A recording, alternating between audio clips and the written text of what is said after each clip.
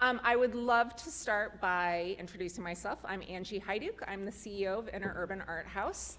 I would love to thank the Nerman Museum for offering the use of this amazing space that has awesome acoustics. I'm totally not used to that, so thank you, thank you, thank you. They, without hesitation, said, absolutely, use the space. So we need more partnerships like that in the community, and so if you've not been here before, I'm sure you are all in awe. And I believe that the museum is open till 8 p.m., so we'll finish in enough time that you will be able to look around. I would love to thank the Arts Council of Johnson County, because without them, this would not be happening. Sarah and her team fought hard for funding from rescue funds from the county that led to research of where the gaps were for artists in Johnson County, and it led to this financial literacy program, and many of you were recipients last year of grants through them as well. So thank you, Sarah. Yay.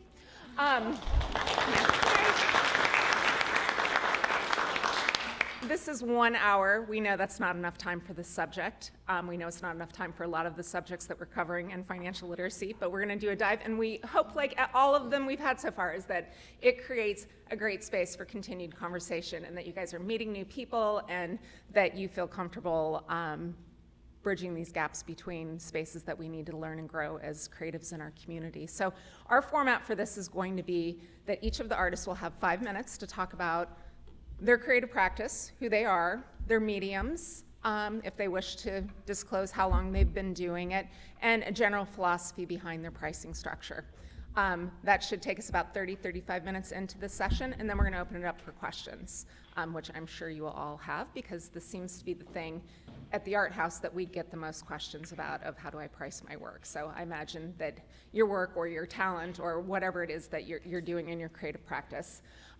Enrique Chi from Making Movies is going to be here in a moment as well to join the panel. He's just running a minute late. So I am going to start with Melanie Nolker.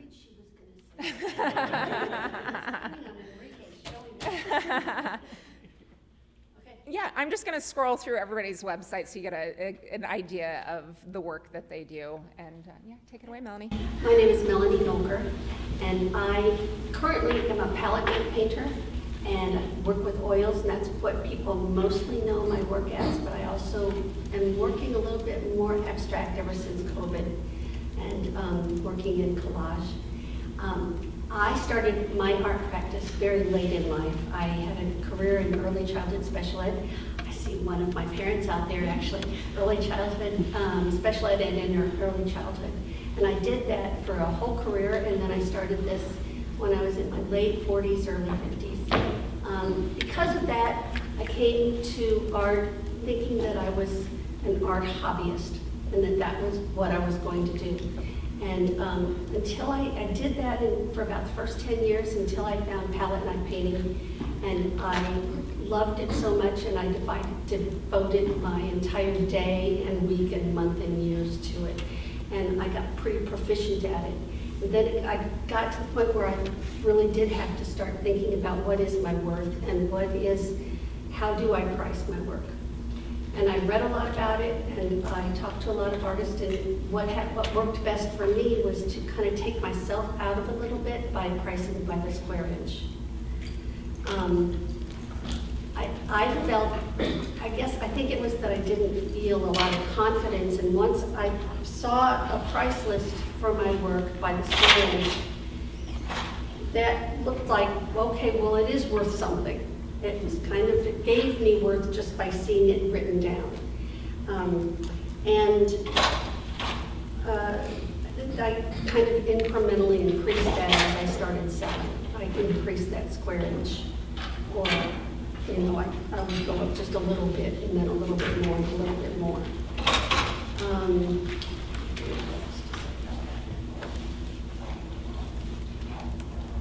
Is my 5 minutes up? It is not, but that's okay. You also don't have to use your whole 5 minutes. Can I ask you a question? Do you approach it the same way when somebody approaches you for commission work? I tend to. I know a lot of people add amounts on for commissions. I tend to keep it about the same. I tend to show them my price list, which is my crutch. I say this is how much I charge, and this is how much I charge, and that's how much I charge for a commission also.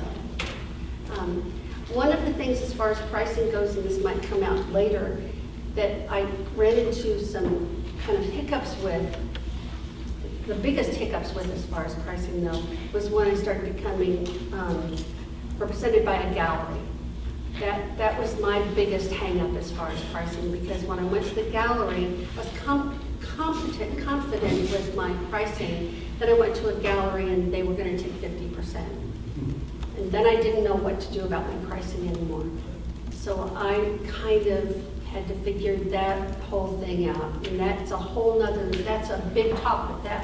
That's been my biggest problem with pricing, is what to do about the gallery pricing versus my studio pricing, and whether they need to be the same or close, or that's kind of my biggest hang up with pricing. Okay, thank you. I'm going to segue immediately to Rob Gann, because I think that is an excellent jump to that. So Rob is the owner of Habitat Gallery. Hello, everybody. Hi. So first of all, thank you, Angie and Urban and Arts Casey Council for having me today. This is terrific to be able to talk about, commerce and culture, right? And that's where galleries come into play, because they bridge those gaps. So you had a really good point, as you're going to a gallery, what does your price structure look like? Right. Normally, for me, when I have artists show, and they are, showing for the first time, I advise, keep your prices consistent. Right. Because if somebody buys work from me through my gallery, but then turns around and goes back to you like 5 months later and find out they could get it for the same price, they're gonna feel like your work got devalued, right? But as you show through different galleries, your price point raises, because you've got all these exhibitions under your belt. You're doing other things to supplement that too. You're getting grants, you're getting residencies.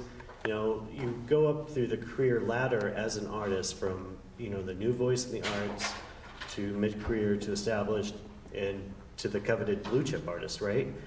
So your prices go up. And as you do that, you will adjust your price as you show more, because you're more highly sought after and more collected. So if you're a new artist getting shown in a gallery, keep it consistent. As you go up, your prices will naturally go up too. So, did I answer that question? Yeah. Should I go into more detail? Okay. Yeah, just talk about Habitat Gallery Sure. and how you support artists, and I think would be really informative. Yeah, so let me segue into what I do. So I am the odd man out here. I am a gallerist. I own Habitat Contemporary Gallery, which has been running strong for 3 years.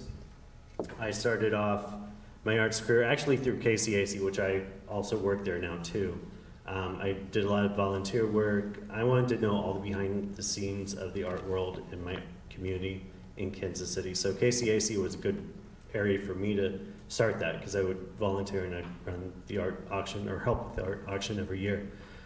From there, I went to finish my degree at UMKC, and then simultaneously I worked at Studios Inc. And if any of you are familiar, that's where mid-career artists are given a 3-year residency, basically for free. They do have to donate a piece of artwork per year, but their studios are about the size of this room. So it's very sought after, and highly competitive studio establishment to get into. I plateaued with my career there, so I had to take on to the next logical step, which for me, because I've had all this background in the arts, was open my own gallery, which I did so through the Lady Volkus Art Center. Had a space available, and after a year I was able to open up a secondary gallery and start to do some international exhibitions. The gallery just didn't happen overnight. It actually happened through years of going out there and just pushing myself, making certain I was educated within the arts field, what the markets were. And that helped me support the artists. And I show new voices. I like to say new voices versus emerging, because I think everybody else really appreciates hearing the new perspective in the arts. It's what's new, it's what's now. I also show mid-career artists, so I show a mixture. So you don't have to be in any certain career level for me to assist you with that. As far as pricing, I typically help new artists more, or new voices in the arts, because they haven't shown a lot, and we will do, you know, comparisons of maybe what they've sold before, or look at different artists that they feel like they're in the same kind of field or category with, and, you know, judge those prices as well to see and help them establish a price line. I also use the formulaic approach too. You know, if you've sold a work before at this size, how do we, you know, navigate the math to make it fit something smaller or something larger? I had an interesting case with an artist from Salzburg who has, you know, she sells work in Europe, in Austria, but she didn't know if that price point was right for the Kansas City market. Going to the East Coast or West Coast, it probably made more sense if they stayed pretty lateral. But when we looked at her prices compared to other artists that were showing in Kansas City, and I asked other galleries to give me their price list, just so we could look to do a comparison, which is fine. If you want to ask a gallery for a price list, do it. But we looked, and she was pretty equitable as far as her sales. Because of the European to Euro conversion, you know, there's a little bit of difference where we navigated that down. So it was at like $7,022. Like, just take off the $22. But that's basically how I help artists, is by making certain that if they're not comfortable with the price point, how I can get them there, or if there's some comparison modeling we can do, we also look at that. Excellent, thank you. You're welcome. That's great. Let's all welcome Enrique Chi. Let's pass it to Clarissa Knighton right next to you. Here's Clarissa's website. I think this will just help inform the conversation.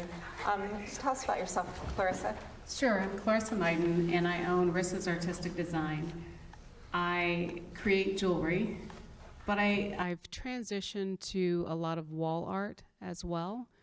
And I like what Rob said, because I've been designing for 17 years and a full-time artist for 7.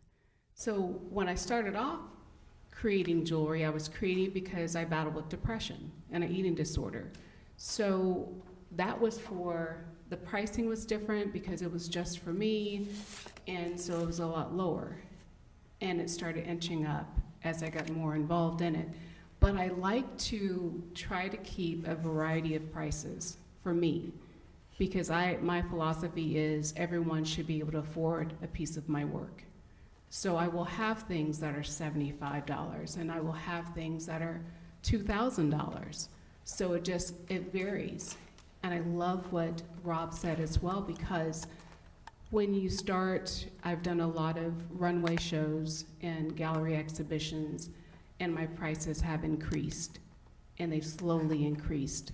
And then by having that steady clientele, they have recognized how my work has shifted, how I've grown as an artist. So as you grow as an artist, for me, as I've grown as an artist, my prices have increased, and they are right along with me. The other thing that for my practice, as far as pricing is concerned, I pushed myself in doing some large items, large work. I had no idea how to price it, so I relied upon those that consulted me or commissioned me for that under their budget, because I didn't know.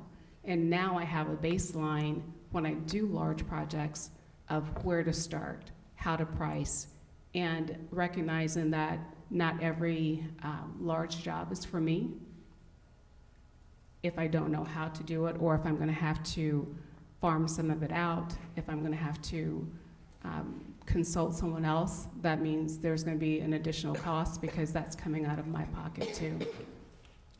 But for me, I enjoy the fact that I have clients that may not be able to afford this larger piece, but they can buy this small piece, and they inch up. So they started off with a $75 piece, and now they're buying, $500 pieces.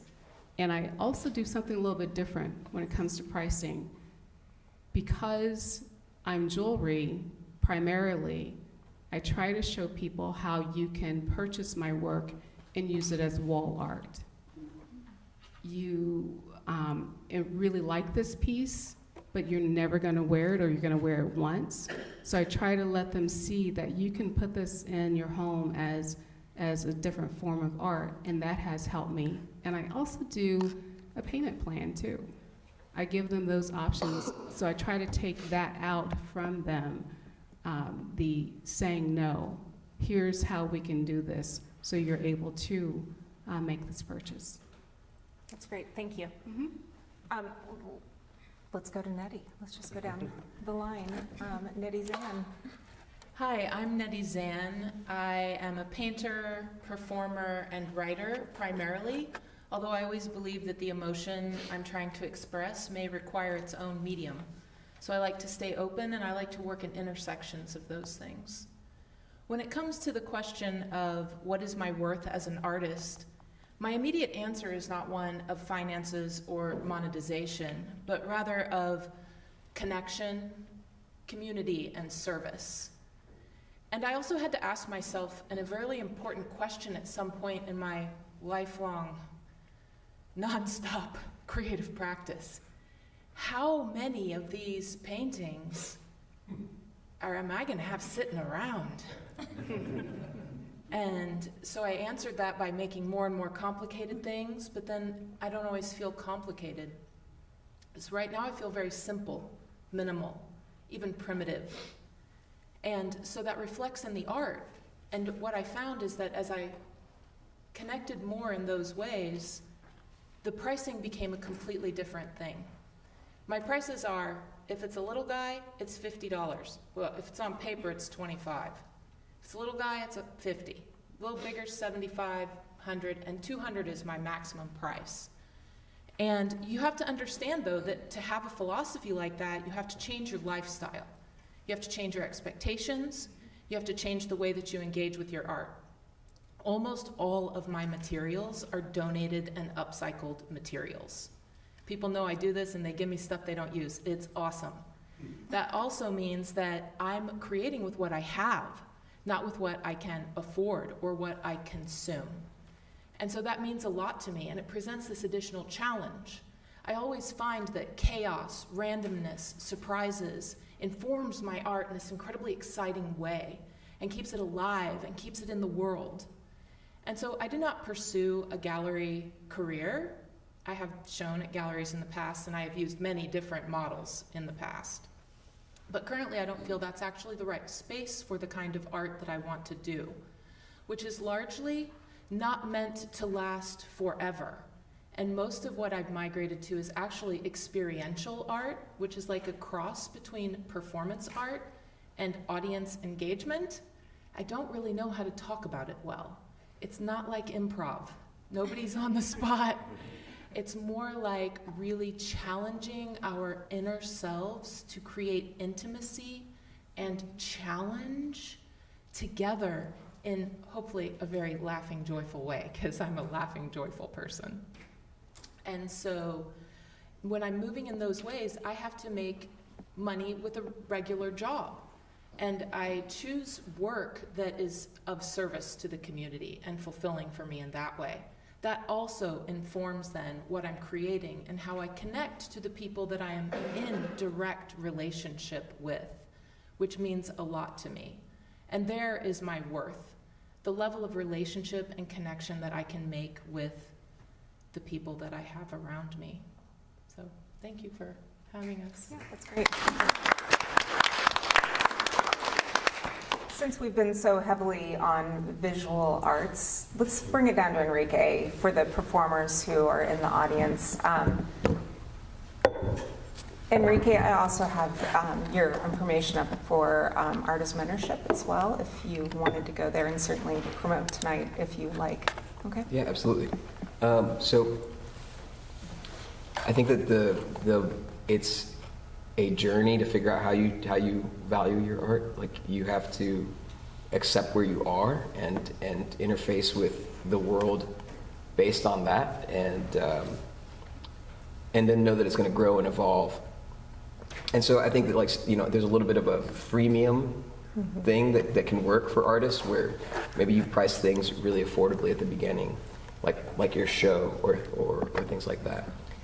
I think that with a performer or a musician, there's a brand element to it, where at a certain point your brand has a power, and they, like most musicians eat and live off of their ability to sell tickets, and that, like, tickets to concerts, right? Like, you're not really paid based on the merit of your music, you're paid based on butts and seats. And at a certain point, when you can establish that you can bring butts into seats, then you can leverage that as part of your brand value. So in the visual arts world, it's probably not as common, but I imagine it does get to that place where if your visual art gets enough brand awareness, then just being invited to be somewhere, you can leverage that, like, yeah, because I'm going to be there, there's going to be a bigger draw to this event or to this gallery or to this series.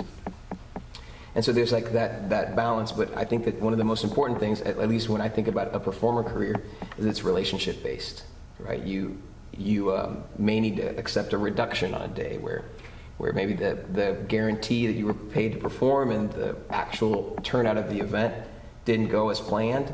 Not to say that you should always walk away from money. If people guaranteed you money and they're in a position they can pay you, then that's great. But if you also know that you have a symbiotic relationship with the presenter, and you want to do that every year, once a year for the next decade, and they might have lost a lot of money on investing in you that time, you may consider offering a reduction to keep a relationship healthy. And so those are some of the things that I think about as a brand that's looking to figure out how to create value in the world. Then over time I learned how to run in nonprofit circles. A lot of that huge thanks to Angie and Nicole, who have been mentors to me, and a few other folks as well. And with the nonprofit sector, it's interesting because your value is based on impact and how you quantify your impact, learning how to communicate and tell the story of what the impact is. And it has been a lesson for me in the power of building great teams, because all of a sudden it had nothing to do with my own artwork. It was my ability to facilitate young people having an experience making art, if that makes sense. And so the way to scale up what was happening is to build teams that could execute the ideas without me there. And tonight's promoting the event. That's a perfect example. Like the first year that we did this event called Spread Hope, which is a collaboration with Chicken and Pickle, unlikely collaborator, but their foundation is all about mental health. Just something, if you are thinking about a project that connects your art making to mental health, Chicken and Pickle Foundation's focus on that. That's not something that's an obvious link for many folks. So the event starts with a panel with mental health professionals, and when this gets out, the kids will start making music. It's $5 to get in. If you want to go out there and have a beer, get some dinner, and watch some kids play music, I'd appreciate it. It's very, very cute. But the first year that event happened, I was involved in all of it, from what stage do we rent, what equipment, what speakers, what are the songs they're playing. I'm at the MC, and I might even be performing some of the songs with the kids.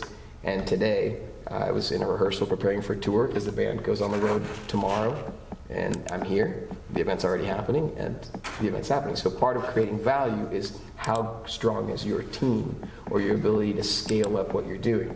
Now, if you make individual art pieces by yourself, perhaps that's not very attractive, but maybe there's a piece of your business that you can systematize to be something that could be replicatable, and then that can become a revenue stream that disconnects from the direct input of your time, right? Because as you make a song, a work of art, you're really leveraging your time. You can't quantify whether those 4 hours of creative work equals this much revenue. You can't always know that, but maybe you can have another thing that is able to be packaged and repackaged and sold that can subsidize that, so that you can have that freedom. And that's the one thing I think about the most, is creating the freedom that drew me to making art anyways, is having that space to just explore and be myself, which becomes the most important thing. And then once you're lucky enough to make a living making art, becomes the hardest thing to find again.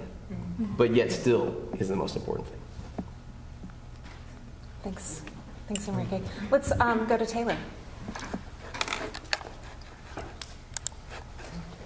Hello, my name is Taylor Sanders. I'm a painter, muralist. My journey started when I was really just stressed out, overwhelmed. I was working 2 jobs and I was pretty unfulfilled. So I was looking for fulfillment, looking for my purpose, and because I've always been very sensitive and empathic, I was starting to feel like I was going to literally explode. So I needed an outlet. So it started as a search for an outlet, and I kind of searched myself and thought about what would be the best outlet for me. I used to draw as a kid, so I said, well, why don't I try painting? And that was about 8 years ago. I fell in love with it. And because of that sensitivity, I've always been really fascinated by people and the stories of their lives and just what makes each of us unique. And I've always been sensitive to their inner workings. So I paint a lot of people. A lot of my art is about emotion. And I really wanted to evoke emotion out of the viewer. And I want to translate the emotion of the subject in my art. I've also done a few murals, and I also do digital art. And as far as my pricing structure, like Clarissa had mentioned, I really do like having a range of price points. I like the idea of people being, everyone being accessible to your art. So I do sell art prints, and the way that I come up with those prices is I kind of had a price margin that you want to upsell your prints that covers your materials costs, and make sure it's fair to you and fair to your buyer. And I think you can increase on that print cost depending on how many prints you're making. If you're gonna have like unlimited prints, or are you only making 10 prints of this painting? And then as far as pricing my commission work, those I use like a price chart. So for commission paintings, I kind of have like a starting point, and then I have a chart that's like for an 18 by 24, it'll be this price. For a 20 by 24, it's this price. And it varies. It's just a good general like starting point, so that when people have like special requests, it might be additional. For murals, I have very little experience in that, just a few that I've done so far. But what I did was I consulted muralists. How do you come up with your prices? I searched online, and I kind of came down to like a dollar amount per square foot that would, and whatever that total price came out to, is factoring in your supplies, your time, how long it took to come up with that idea, how long it'll take you to paint it, and then also leaving room for, do they have a accent wall that's 30 feet high or something like that, factoring different things like that. What else? For original paintings, it varies. It varies because the paintings vary. There are some paintings that, very few, that I've finished in a week. And then there's other paintings that I've worked off and on for a couple years.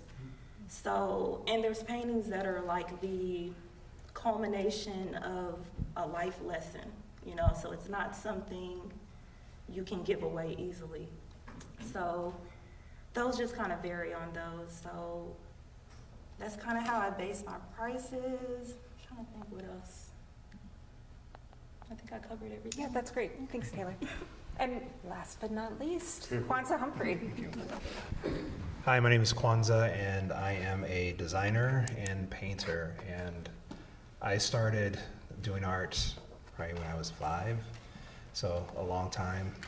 I've sold pieces kind of throughout my life, but I think I really started getting into maybe the business of art out of college. I think I sold one of my first paintings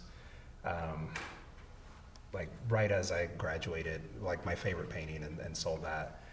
and then have kind of sold and worked with a few, commissions and different things like that. But then I started, got in touch with KCAC, met a gallery, and connected with them and started, we kind of negotiated as a new voice, talked about kind of how you're pricing your work, and, it seemed reasonable to him, seemed reasonable to me.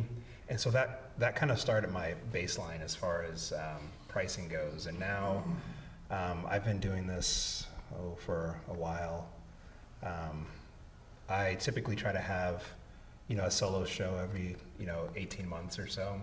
And that's typically when I start to kind of raise prices, because it's a new body of work. It's new things that I've been working on.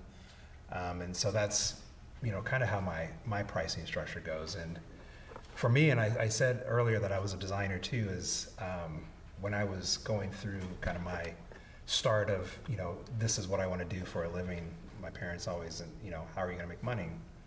And I knew I wanted to eat, so clearly I eat. So design for me is another side of the coin to art.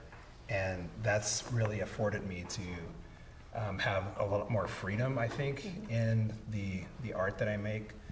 I think it's important to, let yourself out, have that opportunity to do the things that you want to do, not necessarily do the things for money. Also, obviously, it's important to make money, but I found for me that's been a good venue, is that my design job is very adjacent to my kind of fine art work, and my design job kind of funds the work that I do as a fine artist, and then the fine art has slowly started to kind of pay for itself. So I haven't been so necessarily concerned as I probably should be with the business side of art. But as I want to make that transition too, I'm starting to think of, more along those lines, like Enrique said, developing some of those different, venues of revenue streams, and being able to, have various, price points. And I haven't done prints just because of time is a commodity that I value very preciously. So when I'm doing work, and I have time, I'm usually making art, and that's, you got to figure out, what are you gonna, scan, and what are you gonna price the, the pieces at? And it's like, I'm not there yet. Hopefully to get there, and I plan on kind of getting to that point. So I'll have, those various, aspects of art. But yeah, it's been, a journey, and I think there isn't any one way, or this is the way that you sell your work, and this is the way you're gonna make money. I think for me, art has always been about the love of making it, and I'm just kind of obsessed with making the content. So hopefully people have been, that's resonated with people and have, purchased and shown that. And I think one of the things that, as I go to different galleries, they're asking is like, okay, what have you sold? And I've been able to kind of tell them is like, I sell at, this price, I've sold this many pieces. And so we listed it accordingly. So just having, I guess, being a mid-career artist, just having that resume of being able to show at different galleries, different, I've shown, nationally, I've sold pieces nationally. So you kind of have that clout a little bit to be able to kind of command the prices that you do. And for me, it's fortunate that I do have, other revenue streams that I don't necessarily depend on, I've got to sell this, $20,000 painting. I don't think I have anything for $20,000 yet, but just to make ends meet. So I've had a bit of that luxury, and I appreciate that, kind of going through my art career and my design career, and having both of those sides kind of inform each other in the work that I do. And it's been, I think it's some of those things that you're constantly learning about, and constantly trying to pick up little nuggets from fellow artists and musicians and creators to kind of develop what works for you. And I think that's important, is just to find your path, to find your way, and find how you can do this and do this in a way that sits well with you. So. Thanks, Kwanzaa. And actually, I have a question for you before we jump into general questions, because I happen to have the Airport Commission work up behind you. Because as artists, we will sometimes find ourselves in the midst of an award, and are there surprises that take place in those paid contracts that make you question the pricing of your work or things that you need to take into consideration? Yeah, I mean, this was interesting because it was validating as well because what I was going to get paid was about what I would sell each one of these pieces for. There was a little bit, not quite the same, but it was also like, okay, yeah, this is hitting the mark. And so that kind of helped me understand is like, yeah, I'm right at where I should be as far as the way that I'm pricing my work.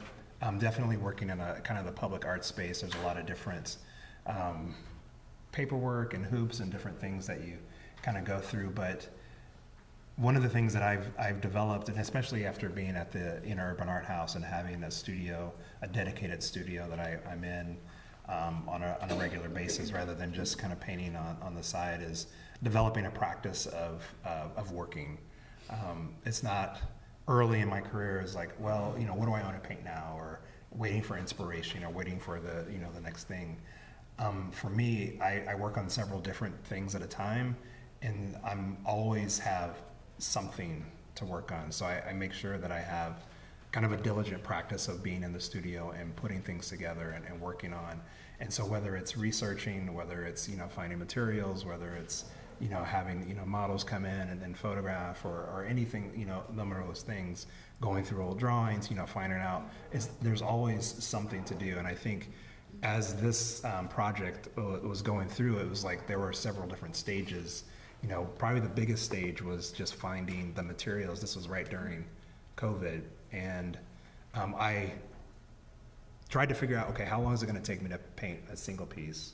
And so was able to kind of backtrack that to when it was due. And I'm like obsessive, and I think by being in kind of a business and being a designer, like you get dialed into making sure you hit your dates, making sure you hit your commitments, and never wanting to be behind on that. So it's a little bit of an obsessiveness with, I think, art to kind of do that, because art takes as long as art going to take.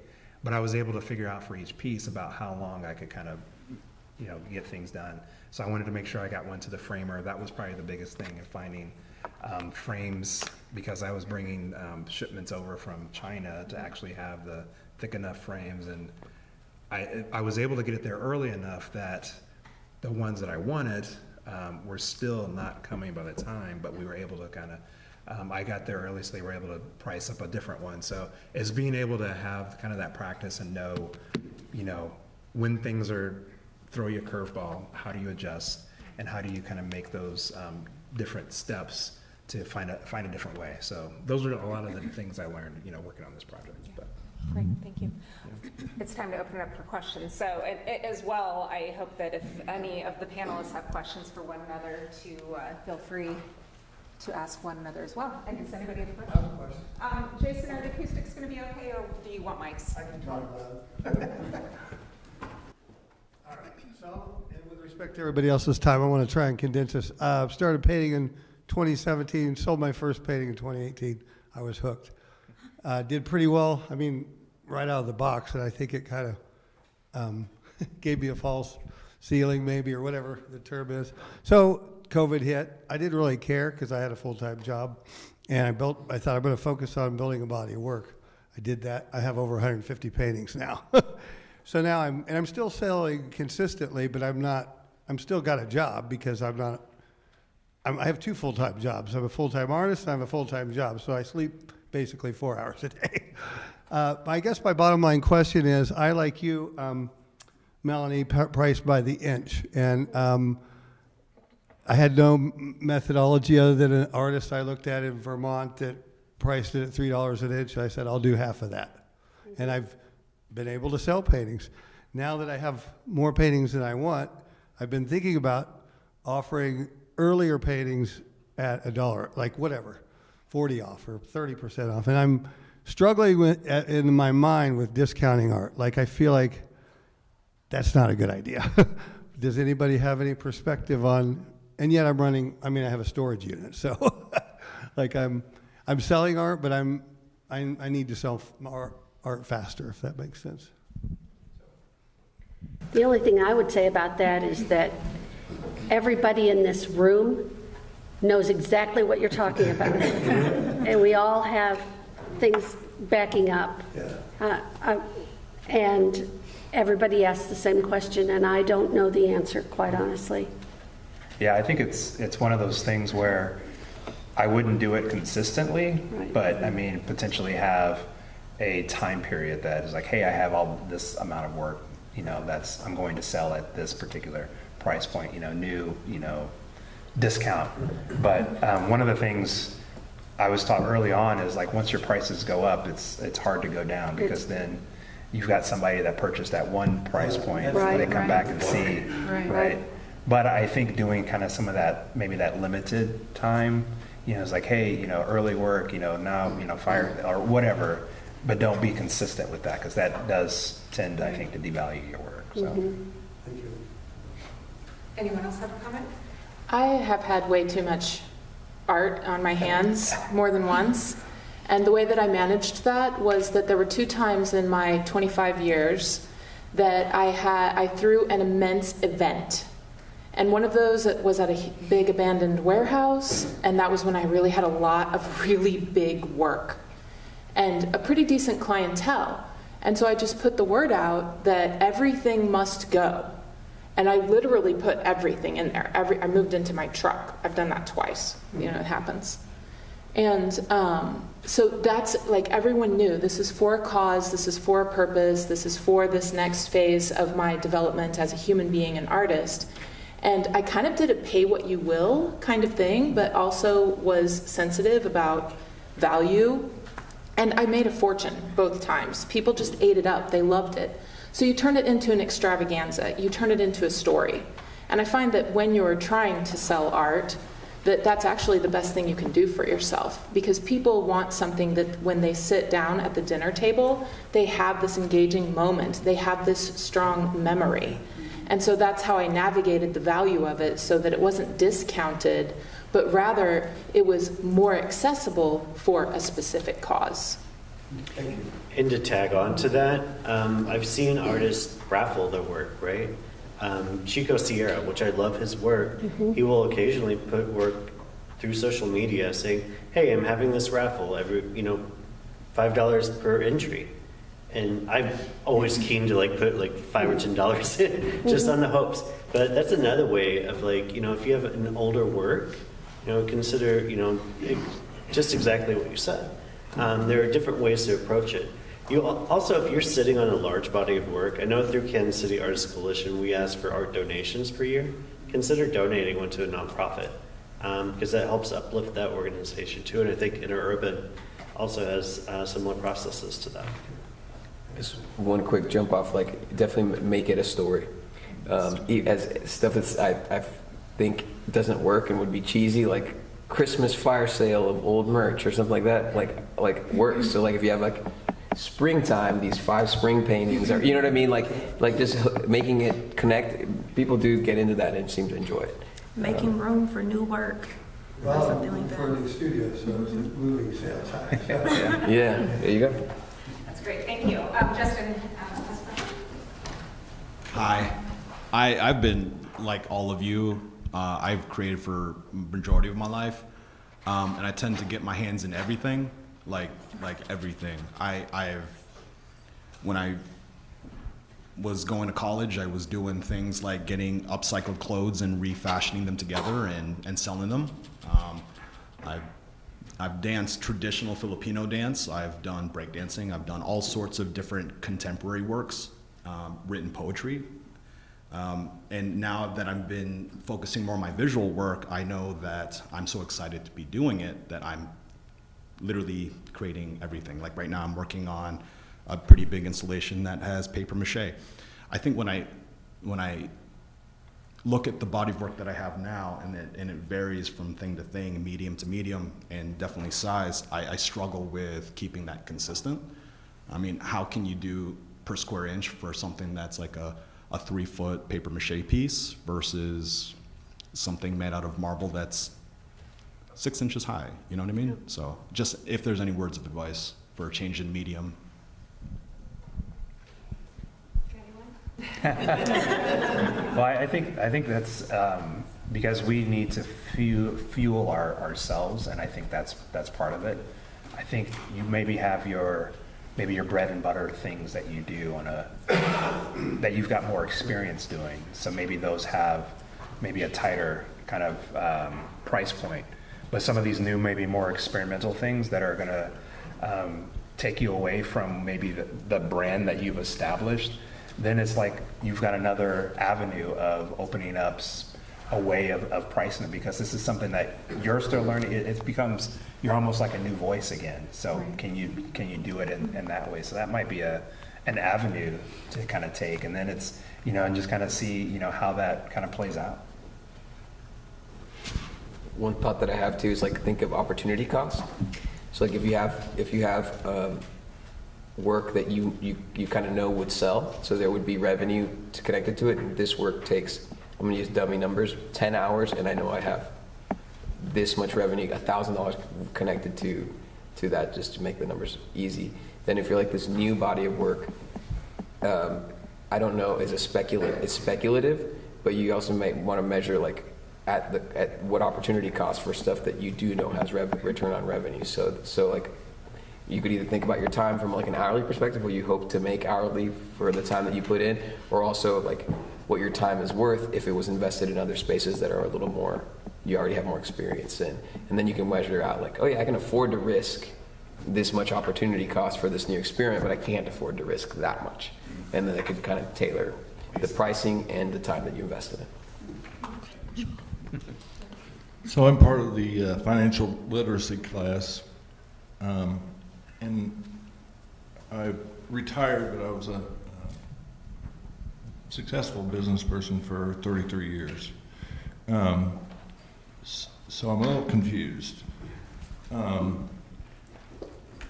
hear a lot of, well, we're going to charge by the inch, and we're going to do this for whatever we feel, but if I'm spending a week on doing a painting and I'm making $10 an hour, there's $400.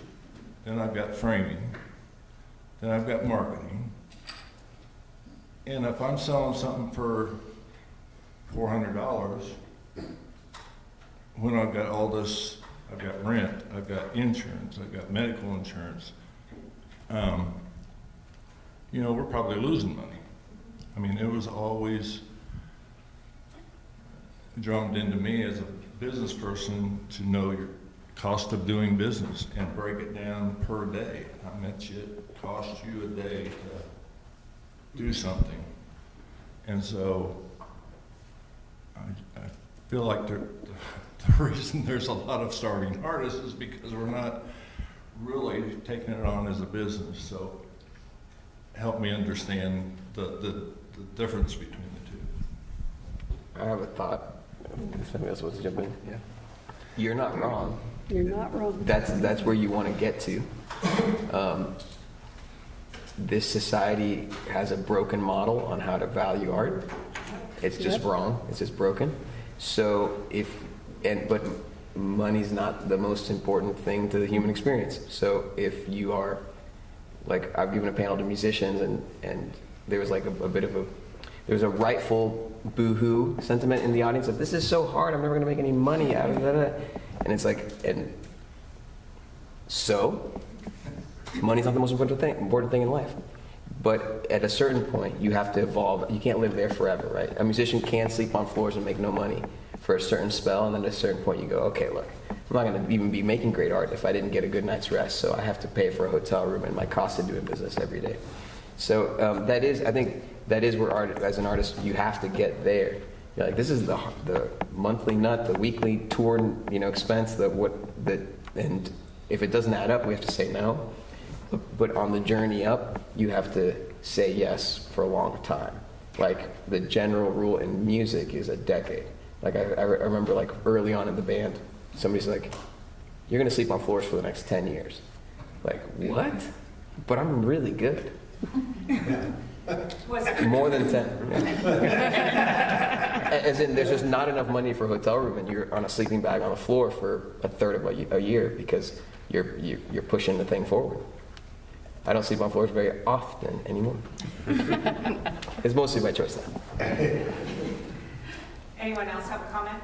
Well, I was just gonna say, I think that's the kind of the challenge of the business of art. I know we took this class last week or Friday or whatever, and it was like, if your cost of doing business isn't adding up to, you know, the revenue that you're bringing in, it's like, yeah, that's being successful, and like maybe you're even breaking even. But for me, I don't necessarily do it to make money. I should do it to make money, and I want to do it to make money, but I have to still do it. So I think it's a balance of, you know, yeah, you want to, but then, like I said, I think you need to carve out that time. Okay, this is the time that I'm going to spend making money. This is the art that maybe it's not even the art that I want to make, but this art is going to make me some money. And so I can do that, but then carve out that time to do the stuff that fulfills you. And you know, wherever that is. So for me, it's my day job. My day job makes me money. It happens to be fulfilling, not as fulfilling as doing the art, and so then you know, it's kind of balancing. And I think that's as a career, as an artist, I mean, finding those balances of, you know, what's good business sense versus what do I have to do. I want to make art, so. I want to piggyback off of Kwanzaa because I have a discipline I create for what I need to sell, and then I have that playtime to experiment and do some things different. But because I'm a full-time artist, like Enrique, I have to produce so much, and I have to be in community and meeting people and having these conversations so that those residual sales will come through overnight when I'm sleeping. But that's my discipline.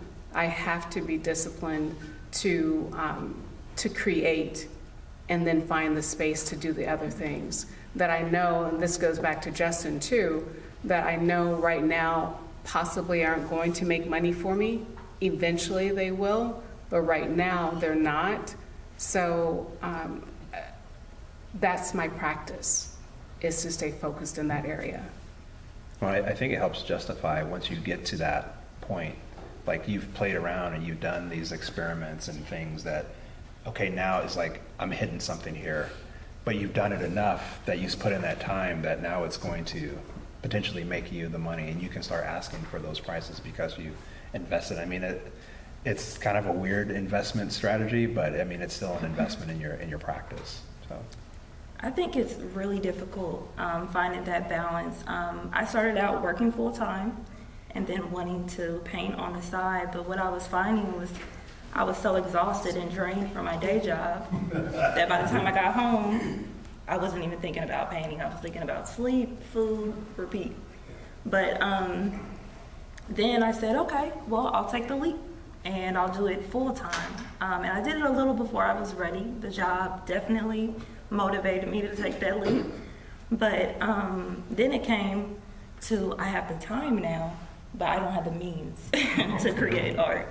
So you have to kind of find a balance. And I've went from, you know, working full-time to pursuing art full-time to working part-time.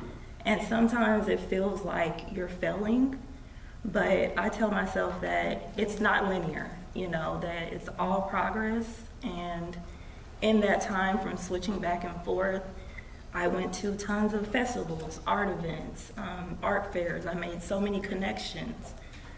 Sometimes you won't sell anything at those events, and you'll get a message months later and say, hey, I met you at this art festival. Is this original painting for sale? So it's like everything that you're putting in, it pays off. It really does. And not even in a monetary way, Right. but it's very fulfilling. Right. We've got time for one more question. Okay, well, I have a comment and then I have a question. So I always say I do it for the outcome, not just the income. So that kind of gets you over that hump when you're all sad. And then for the gentleman that wants the fire sale, I always partner with another 501(c)(3), and so I'll put out on my social media and say, you know, half the proceeds of, I'm a music artist and a children's book author, so I'd say half the proceeds of all the thousands of CDs I have in my basement, half of those that sell go to this 501(c)(3), and so that helps a lot to sell those. And it's not you needing the money, it's you're helping out this other charity. So that goes over extremely well. But I do have a question for you. Do all of you do your own marketing and promotion? Because what I've found is that I get to be a part of these great big huge festivals and events and all of this really cool stuff, and even the big ones, they forget to put money in for marketing and promotion, and so they have this awesome huge event, but probably 80% more people would show up if they would market it more and start earlier marketing things like that. Post an event on Facebook just doesn't cut it anymore because there's so many events on Facebook. So what do you guys do with that? Do you do it on your own time? Do you do your own marketing or promotion? What do you do? I just want to say that Clarissa can answer this question better.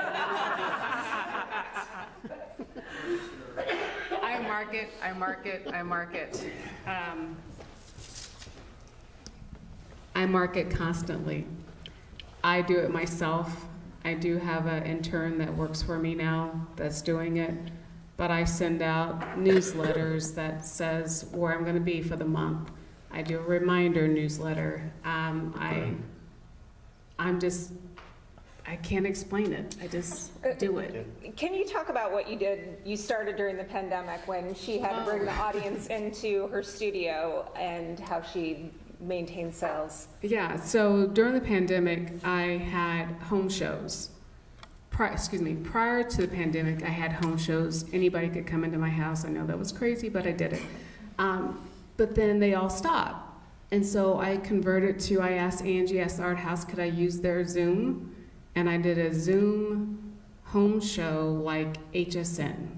And I would go item by item and say, this is item number 1, it's $50.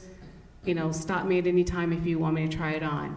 And I did that the entire pandemic, and people loved it because I brought them into my studio and I gave them a studio tour before the show started. I stuck to an hour. I started on time. I ended on time. If you wanted to drop off, you could. I had someone on the line helping me, writing down who the person was and getting their information behind the scenes for me. I had someone in the studio with me pulling those pieces as we went along.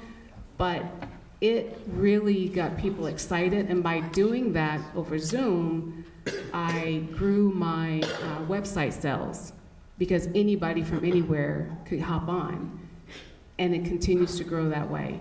I have not done one recently, but people have been asking me, will I do it again? So now the hunger is there because I haven't done it. They want to do it, and I have to do it. But yeah, I showed them my space, and my space was kind of odd. The room and where I filmed and took pictures of my work. People want that story. They want to engage. They want to see that. Clarissa, how did you get them to know that you had that Zoom, that event? Through social media, through text messages, through phone calls, through inviting people to ask a friend to join.